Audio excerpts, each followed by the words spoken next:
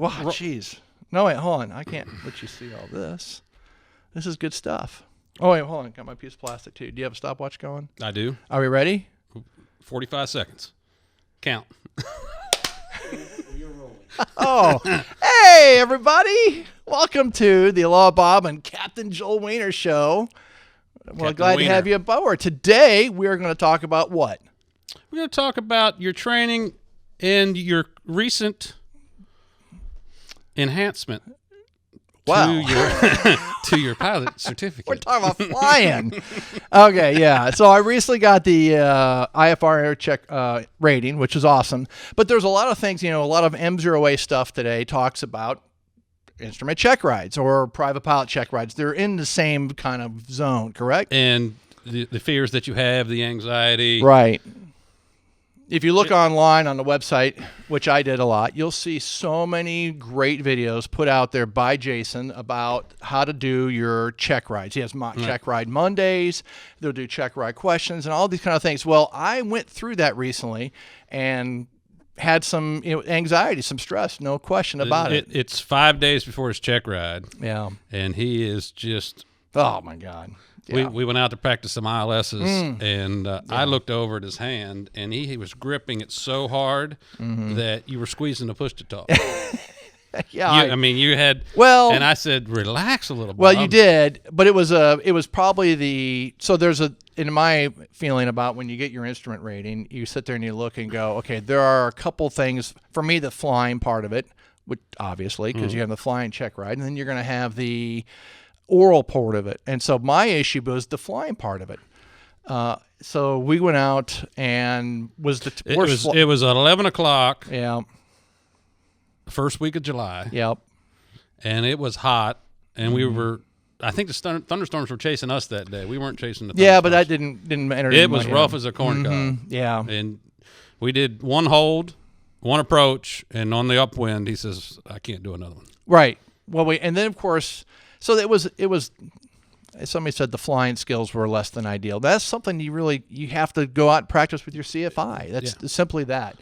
For me, looking back on it now, and you made a comment to me after the flight that I'll never forget was, you said, "Wow, you're a lot further away than I thought you were." Right? Did you make that comment? Well, this was 5 days. It scared the before living bejesus out of me. Holy smokes! And the first thing I did is I called another instructor, and I said, "Hey, go ride with Bob either this evening or tomorrow morning, and give him your perspective of something I may not be seeing." And that, which is interesting I because think 5 days before you check ride, another opinion helped. Now, do you find that teaching somebody instrument is harder than teaching somebody private pilot?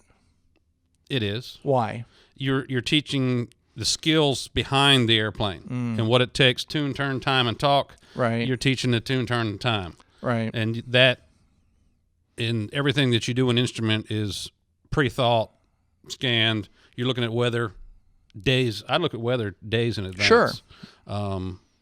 And you don't want to get caught in the weather. Weather is the number one killer in aviation. But it was one of those situations where, as a CFI, it was, after that flight, you kind of basically, it was tough. With a week to go, that was really, really tough. It was one of those that we sat down, put the airplane away, and we sat down on the table, and I said, "Bob, it was an eye-opening, because and at that point, you're kind of panicking. You're under the gun, less than a week to and go. I gave him, I looked you right in the eye, and I says, "Do you want to postpone another week?"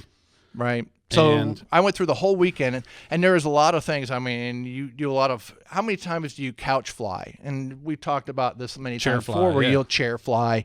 I spent most of Saturday chair flying approaches. Kind of in my mind. You see those skiers before they do the downhill and they're doing all these things. Well, I was flying instrument approaches because I felt as though on Monday when I would go up and fly, if I wasn't any better on Monday than I was on Friday, then I would seriously consider, punting out of that thing. It was really kind of it was a big deal for me. It had to change everything is. Oh, anyway, that was hard. So fortunately, I got the flying part down, but then the oral part, that was kind of interesting too, because you talk a lot about the oral, and I always say, look, here's my oral check ride. Like every other oral check ride is pretty straightforward. Would you not agree? Yes. It should be no surprise. And when you talk about these things, you pull up the ACS, and the DPE has got to go through every one of those things and verify that you are a subject matter expert on those things, correct? Correct. And I will tell you, somebody asked me the other day, well, as a controller, it should have been very easy for you. And I said, well, there are certain advantages that I have, no question, but I think the majority of the information that I had to learn involved piloting and not air traffic in regards to oral. And when and I remember when you first started riding with me 3 years ago, maybe 4 now, and we went on one of our trips to Fort Lauderdale, Miami area, and you said it was so different from being in the cockpit and seeing outside and the weather that you're not used to that. You're used to sitting in the box and telling people where to go. Now, fortunately, my flying experience revolves around the Southeast, but, I can only – in fact, one of your banner pilots mentioned that he had only heard lightning 3 times in his life before he moved to Florida, and he hears it 3 times in an afternoon, 10 minutes. In an afternoon, he's so around I can only imagine what it's like. But when you're first, when you're a controller and you're showing people, you're trying to help them deviate around weather. It is you only see what you see on the radar screen, which is the precip. You don't get to see the other things, the buildups and the buildups or the little gap in the clouds. None of that exists on radar. You're just kind of going, it looks good here, and then you have to hope. That's how the way it worked. Now, go ahead. Yeah, and it just reminded me that we were going through a hole, and you go through the little hole in the clouds, and you come around the other side, and it's wide open. Right. Now, interestingly enough, for me, and I remember that day, that actual cloud, we went through, and it looked terrible. And I had no idea with 4 billion hours of experience, as I would say, more than Jason. Jason's got 10 billion. Yeah, that's right. Jason came along after I got started. I know, but he's got more hours than you do. Probably. I'm sure. Yeah. He's got more training hours than I do. Well, that's because you don't train anymore. No. You didn't train me. Otherwise, I wouldn't have been talking about this story on Friday. I blame you for my inefficiencies. But anyway, we're going around and bam, and we're clear blue in a million. And I thought, holy smokes, I never would have seen that. So flying in the clouds has made, that was a big eye-opener. The technology that you have now in the cockpit, right, with the ForeFlight and the iPad and the weather, I didn't have that. Well, I was needle ball in airspeed, and I remember going to Gainesville one day, towing banners back in the late '90s, and it got dark. Yeah, I can only imagine. So I go west till you get to 301 and turn south, and I follow roads. Now, it's interesting how aviation weather has morphed over the years, fortunately and unfortunately. It depends on how you look at it. I've been doing it a long time where the only radar that pilots had available to them was the active radar on the dish on the nose of the airplane. Right. That would mean jets and some of your bigger twins, but the Bonanzas, the Skyhawks, the single-engine guys, even the small twin Baron guys, no weather radar for the most part. And you want to talk about, I always said a long time ago, air traffic is a science, but add weather to the equation and it becomes an art form. Right. And it's so difficult when you, back then, to help, somebody goes, well, how many airplanes can you work, And I said, well, it depends on the weather. If there's not a cloud in the sky, a controller can work 20 airplanes. Right. But when it's just a straight shot. That's a straight shot. There's not a whole lot of conversation. I get what I need done. They get where they need to go. That's great.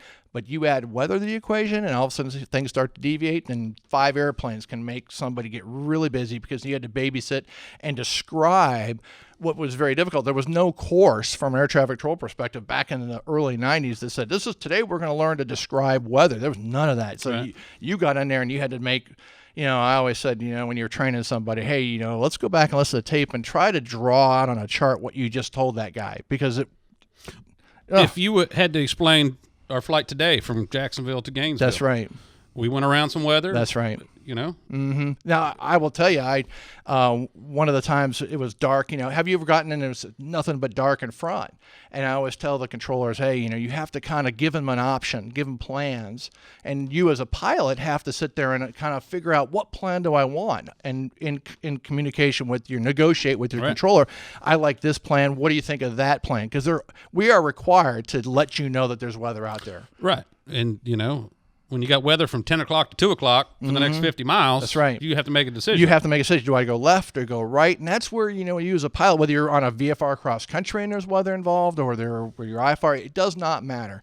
You develop a plan with your controller. Just talk to them, say, what do you think about going this direction? Yeah, what do you think about that? And also look into that. If you're turning west into the wind, it could, if you got to go 100 miles out of the way, it's going to affect your destination. It does. It's crazy. And I found it was, you'll know real quick, how to talk to your controller about a plan. I had a banana. This is before the iPads came out with the XM weather or the NexRad or all that. And thank goodness for ADSB, because it gives you, everybody can now talk on the same.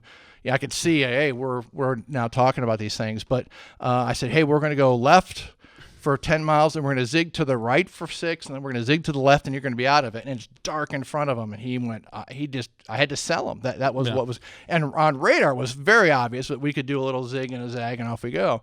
And I said, all right, in 2 miles, kind of like, the old ASR approaches where you would go.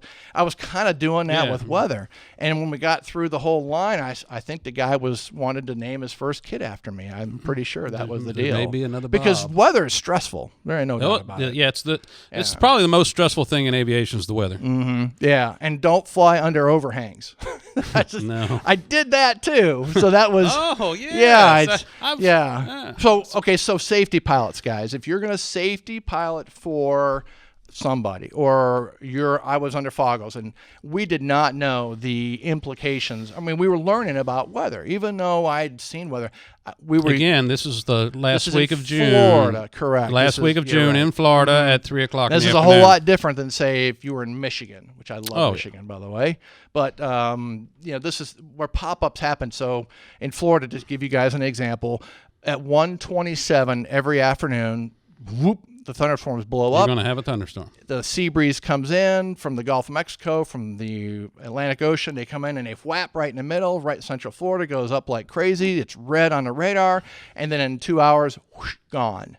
And then everything has time to settle down. And then about an hour and a half later, more than likely, it fires up about 5 or 6 o'clock. Well, I'm desperate to shoot approaches. I called a buddy of mine. Let's go. He's going to safety pilot for me.